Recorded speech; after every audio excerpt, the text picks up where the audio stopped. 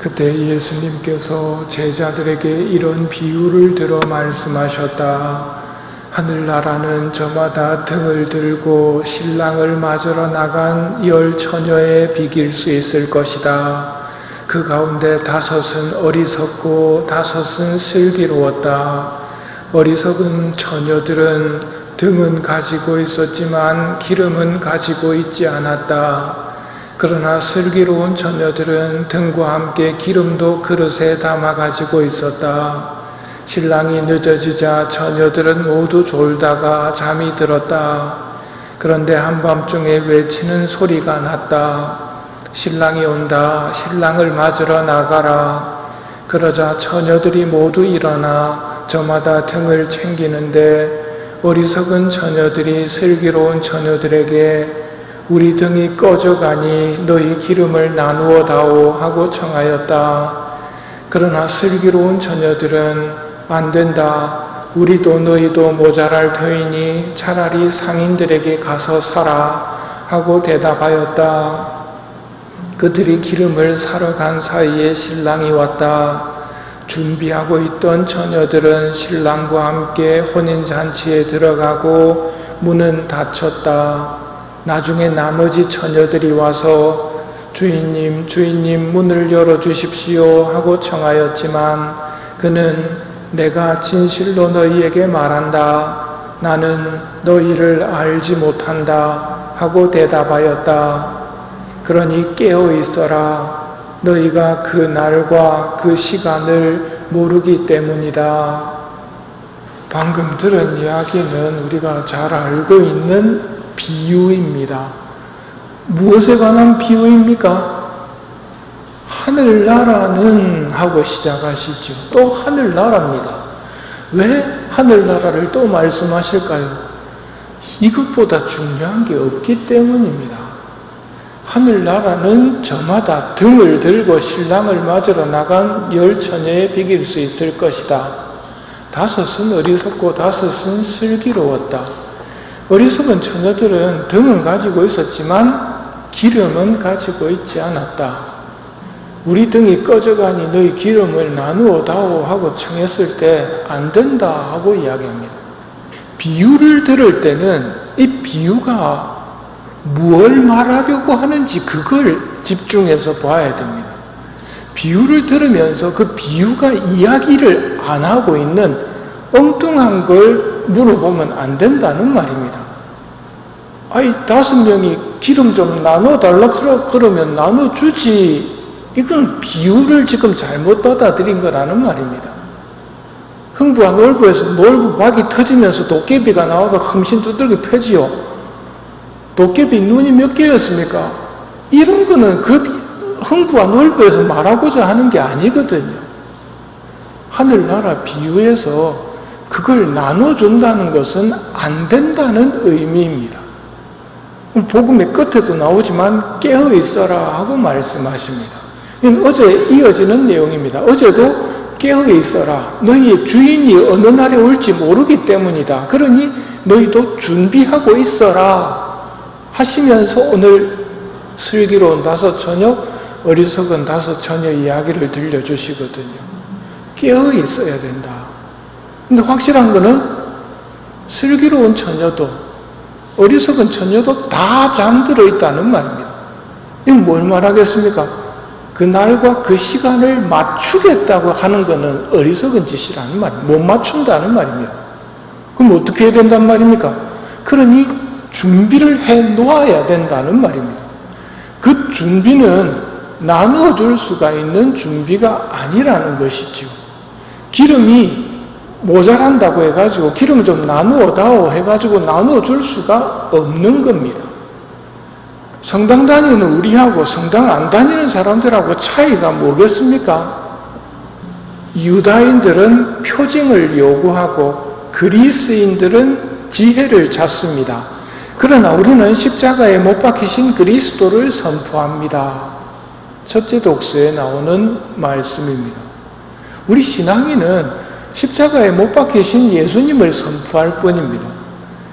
세상 사람들은 다른 걸 찾습니다. 기적을 요구하고 또 지혜로움을 찾습니다.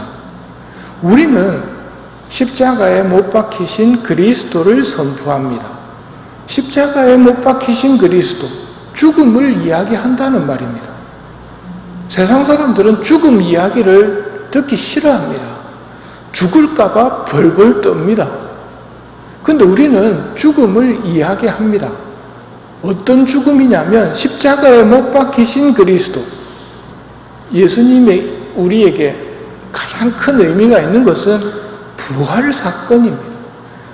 죽음을 이기신 예수님이기 때문에 우리가 믿고 있는 거거든요. 우리도 예수님을 닮아 죽겠지만 우리도 예수님처럼 죽음을 이기고 부활할 거라는 게 우리의 신앙입니다. 그래서 사도신경의 끝은 영원한 삶을 믿나이다. 아멘 하고 끝나죠. 그게 우리 믿는 사람들이 고백하는 신앙의 내용입니다. 영원한 삶을 믿나이다. 그럼 안 믿는 사람들은 죽으면 끝이다 하고 살아가는 겁니다. 죽음 너머에 있는 영원한 세상을 모른다는 말입니다. 우리는 재물을 하늘에 쌓는 사람들입니다. 예수님이 그렇게 가르치셨죠. 지나가는 이 세상에 쌓아두지 말고 하늘에 쌓아두라고. 그럼 세상은 우리를 비웃습니다. 죽으면 끝인데 저 하늘에 쌓고 있다고. 하늘에 쌓는 방법은 뭡니까? 남에게 나눠주는 거죠. 자선, 활동, 마더 테레사 수녀님처럼 나누는 것이고, 또 있는 사람들, 있지만 어떻게 베풀어야 되는지 모르는 사람들에게서 받아서 베푸는 삶을 선택하는 것이지요. 세상 사람들은 그런 우리를 보면서 비웃습니다. 하지만 비웃는 그 사람들도 반드시 죽음의 시간은 옵니다. 죽음의 시간이 오면 어떤 모습을 취할까요? 여러 모습이 있겠지만 어리석은 5 처녀의 모습을 취할 수 있단 말입니다. 그때 우리에게 기름을 나눠다오 한다고 해서 우리가 나눠줄 수가 없는 겁니다. 안 된다. 왜 그렇습니까?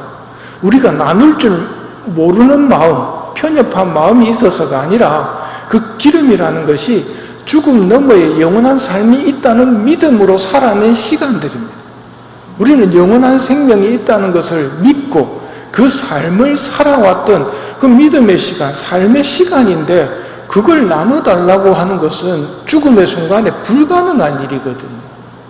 우리가 못돼서 그런 게 아니고 안 되는 일을 요구하고 있는 겁니다. 그러니 오늘 이 말씀을 어제부터 들려주시는 예수님의 의도가 뭔지를 읽어야 됩니다. 뭡니까? 깨어있어라. 준비하고 있어라. 이건 죽을 때 준비해가지고 되는 게 아니다. 지금부터 영원한 삶을 살아야 되고 지금부터 하늘나라를 보고 살아야 된다. 그날과 그 시간을 맞추려고 하다가는 망한다. 맞출 게 아니고 지금 준비하고 있어야 된다. 그럼 마귀가 우리가 한테 쓰는 가장 쉽게 쓰는 미끼가 내일부터지 않습니까? 내일부터가 아니고 지금부터입니다. 하늘나라를 준비하는데 어떻게 하는 게 가장 좋은 것일까? 어떻게 하는 게 가장 잘하는 것일까? 오늘 잠자리에서 한번 생각해 보십시오. 자기 전에 오늘 나에게 주신 시간들 중에 어떻게 보낸 시간이 가장 잘 보낸 시간인가? 답은 뻔하게 나올 겁니다. 지금입니다. 이 미사 참내 시간 동안 가장 큰 은총의 시간, 은총의 장소에서 내가 있었구나. 이 시간은 우리 스스로가 만드는 시간이 아니고 예수님이 우리를 위해서 만들어주시는 은총이기 때문에 이건 무한하다고 할 수 있습니다. 얼마만큼 내가 큰 그릇을 준비해서 받아가느냐의 문제지요. 준비하고 있으라는 말씀, 깨어있으라는 말씀. 이건 나눠줄 수가 없습니다. 깨어있어라. 너희 주인이 어느 날에 올지 모르기 때문이다. 그러니 너희도 준비하고 있어라. 이렇게 준비하는 우리에게 가장 힘든 것은 세상의 비웃음입니다. 너무도 많은 사람들이 그렇게 안 살아가거든요. 그때 우리가 흔들리지 말고 우리가 표징을 요구하거나 지혜를 찾을 게 아니라 십자가에 못 박히신 그리스도, 나에 대한 사랑으로 십자가에 못 박히신 그리스도, 부활하심으로써 그 부활의 선물을 우리에게 주신 그리스도, 내가 짓는 죄를 용서해 주시려고 피를 흘리신 그리스도, 그분이 우리에게는 모든 것이라고 고백하고 선언하고 감사해야 됩니다. 그러니 깨어 있어라. 너희의 주인이 어느 날에 올지 모르기 때문이다. 그러니 너희도 준비하고 있어라.